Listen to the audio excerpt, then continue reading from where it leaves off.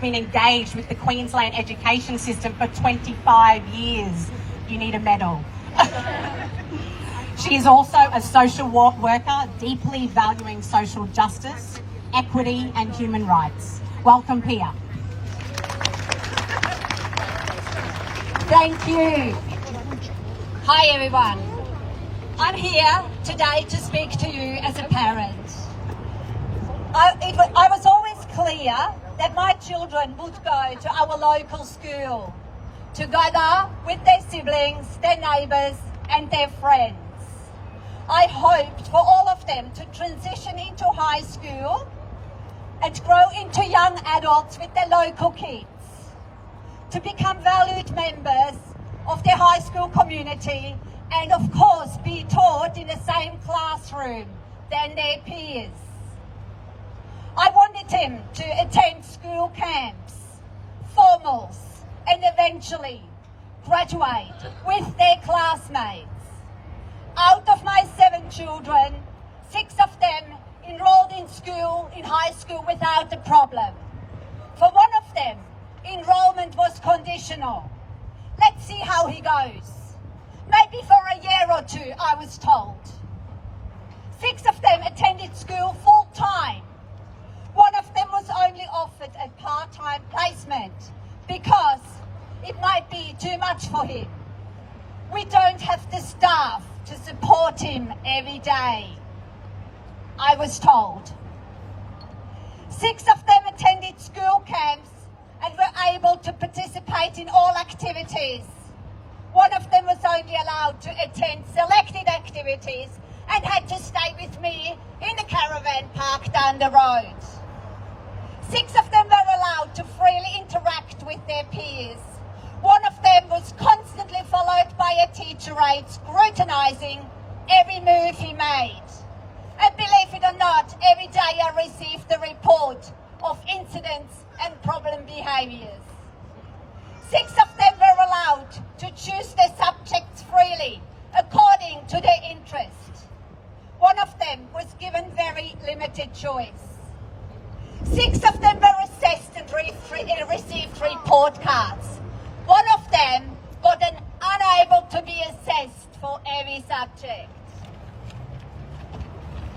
Most of my children misbehaved at one stage or another. They were given a second chance and a third chance. One of them was expelled twice for a one-off incident triggered by something that went wrong on the day. No second chance given. Shame. Shame. What is the difference? One of my children has diverse needs. He learns at a different pace and he needs adjustments to be a successful student. He has been labelled as disabled. He was an enthusiastic student, keen learner and active participant. I trusted that in a state with such a comprehensive, inclusive education policy, surely he would be adequately supported in high school and graduated like his siblings and peers. But I was wrong. I had to learn that this policy is not being implemented, that it remains a worthless piece of paper until the day it is backed up adequately with funding and educators who are taught how to practice full inclusion in the classroom. My son had a couple of amazing teachers who made him feel welcome and enabled his participation. Unfortunately, that's was the exception rather than the rule. Most of his school days he spent segregated in the back of the classroom. He was encouraged to participate in activities, was taken out of class often, and eventually excluded twice. The first time I went through a tedious appeals process and won. But frankly, who wants a kid to go back to a school where he's not welcome? When he got excluded from the second school, I was simply too weary to go through that process again. And the third high school simply stopped responding to my requests for an interview after I sent in his enrolment application. The system let my son down. He was denied the right to complete high school in a mainstream education system. He was denied the right to graduate like his siblings and his peers. He got pushed out of school in grade 10. I am standing here for all future students and families who have the same hopes for their children I had. I am standing here because I strongly believe in the right of all children to be educated together.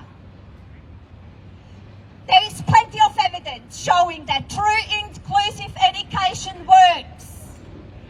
It is evidence-based and it is best practice and it is beneficial for all students.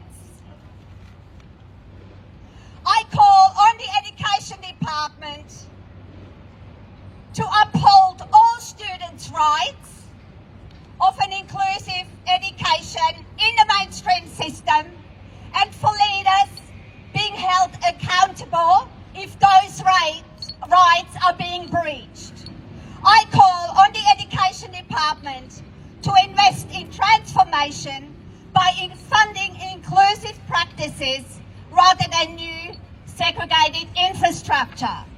I call on the Education Department and the Minister to stop paying lip service and implement the inclusive education policy now.